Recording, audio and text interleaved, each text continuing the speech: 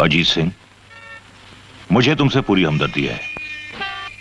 मैंने तुम्हें यहां इसलिए बुलाया है कि मैं तुम्हें यकीन दिलाना चाहता हूं कि कानून तुम्हारी पूरी तरह मदद करेगा।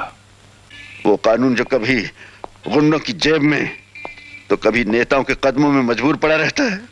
कानून की तौहीन कर रहे हो तुम।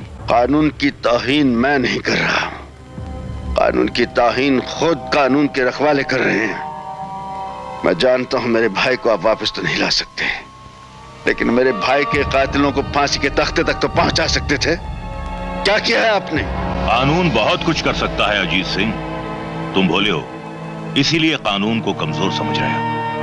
मैं भोला था मिस्टर साहब, और उस मासूम हिंदुस्तानी की तरह जो कानून और इंसाफ पर भरोसा करता है। लेकिन आज बहुत कुछ समझ में आ गया।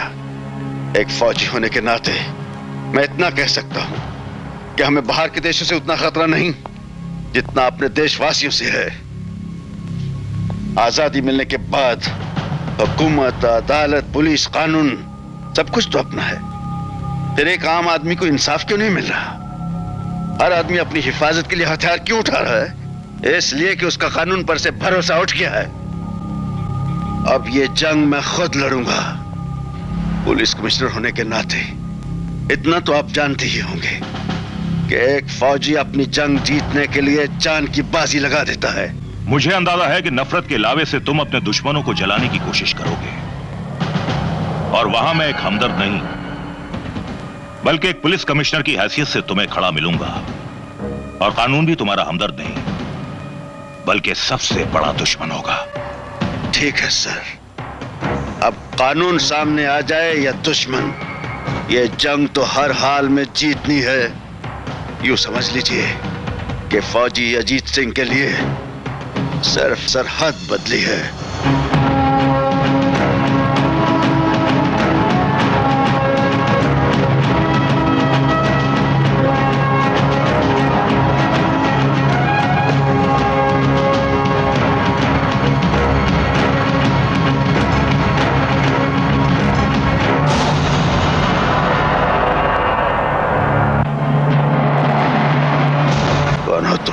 मेरा ही नाम गीता है।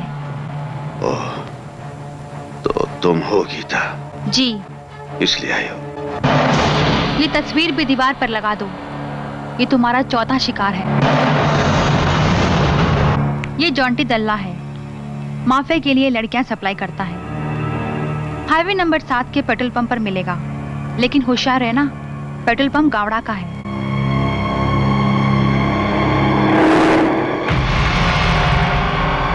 Hello, Jonty Dalla speaking. Gavda साहब को बोल देना कि स्पेशल कंसाइनमेंट आ गया है।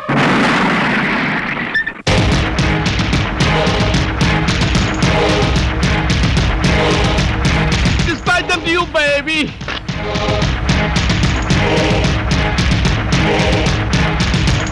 Beautiful girls, Jaunty's weakness.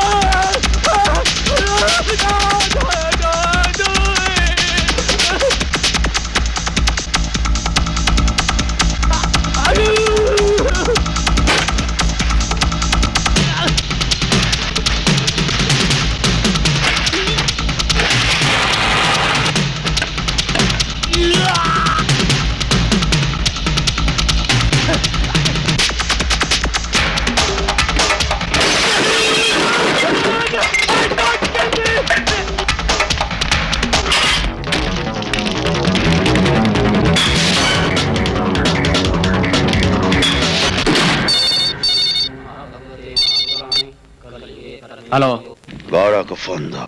बाद में फोन करना, भी पूजा चल रही है। आज भाई के बाप का श्राद्ध है। किस बाप का श्राद्ध कर रहा है? उसे कहो उसका बाप जेल से आ गया है, बात करे मुझसे। भाई फौजी का फोन है। जल्दी बोल, मेरे पास वक्त कम है। धमाका सुना गौड़ा, तेरे चौंटी दल्ले के साथ मैंने तेरा पेट्रोल पंप उड़ा दिया है। यूं समझ लो, ये धमाका तुम्हारी तबाही का आगाज है। चलो, गौड़ा साहब का ऑर्डर है, फौजी उसके भाई को उड़ाना है। फौजी और उसका भाई घर पे नहीं है। नहीं साहब, मैंने जय और फौजी को कहीं नहीं देखा, कहीं नहीं मिल रहे हैं। आखिर ये दोनों गए कहां?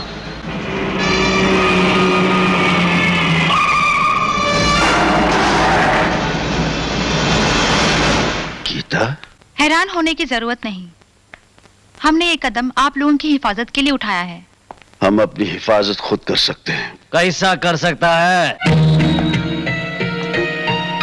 आंखें बंद करके आग में कूदेगा और बोलेगा कि तुम जलने से बच सकता है। तुम कौन हो? देखो, मीपन माफिया का दुश्मन है, इसी वास्ते बोलता है। एक भी गलत कदम उठाएगा, खलास, दी एंड। पब्लिक तमाशा देख के घर को चला जाएगा। पेड़ का पत्ता नोचेगा तो पेड़ नंगा हो जाएगा, सूखेगा नहीं। उसका वास्ते उसका जड़ काटने का।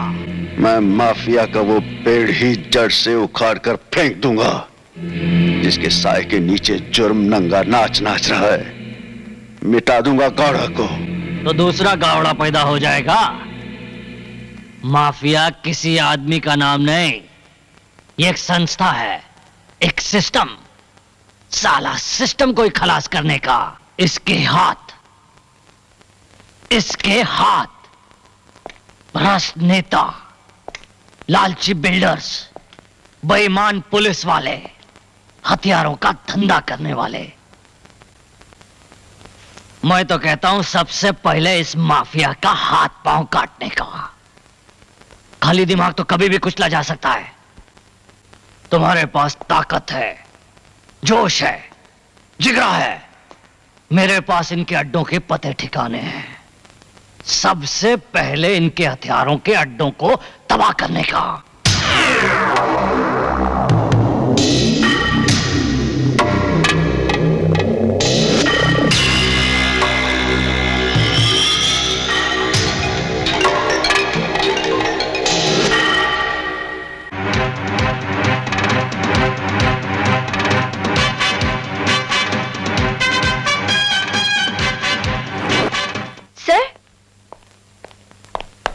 सुना आपने, शहर में कम्युनिकेशन सेंटर ब्लास्ट हो गया?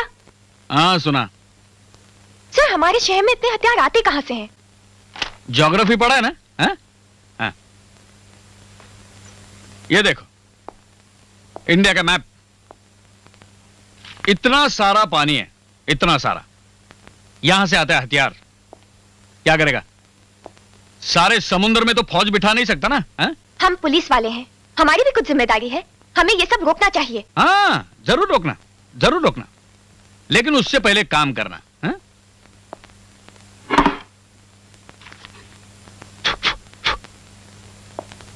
1987 में ग्रांट रोड से एक स्कूटर चोरी हो गया था। उसका इंक्वायरी करो और मिले तो मुझे जरूर बताना। जाओ। मगर सर। रिलैक्स। खान करके एक इंस्पेक्टर था, मेरा दोस्त। शेर बोलता था, किस किस को याद कीजिए, किस किस को रोइए, आराम बड़ी चीज है, मुंह ढक के सोइए।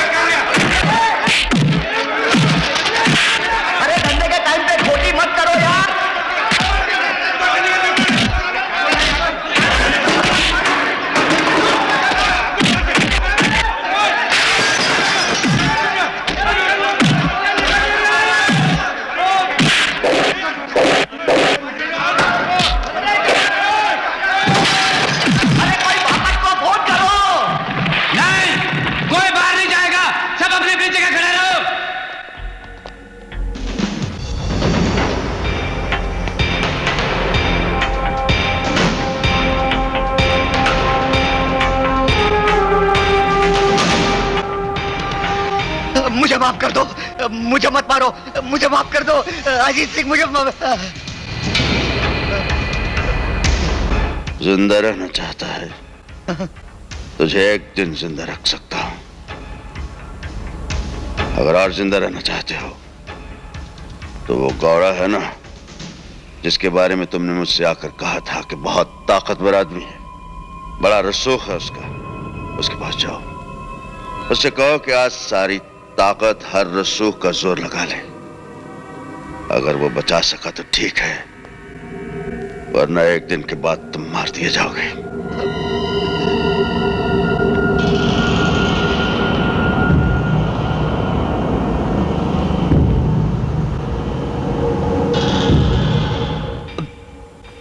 गौड़ा के सारे काले धंधे तो मैंने बंद कर दिए, और आज बेचारे का ये मटका डन भी टूट गया।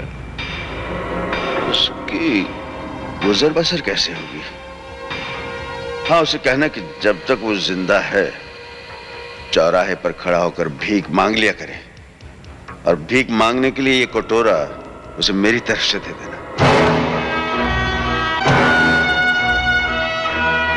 भगवान के नाम पे कुछ दो ना बाबा, भगवान के नाम पे कुछ दो ना बाबा, कुछ तो दो ना बाबा, भगवान के नाम पे कुछ दो ना बाबा, दो ना बाबा, कुछ तो दे दो ना बाबा, बड़ी भूख लगी है, दे दो ना बाबा, दे दो ना, भगवान के नाम पे कुछ तो दे दो बाबा, मुझे कुछ तो दे दो बाबा, दे दो बाबा।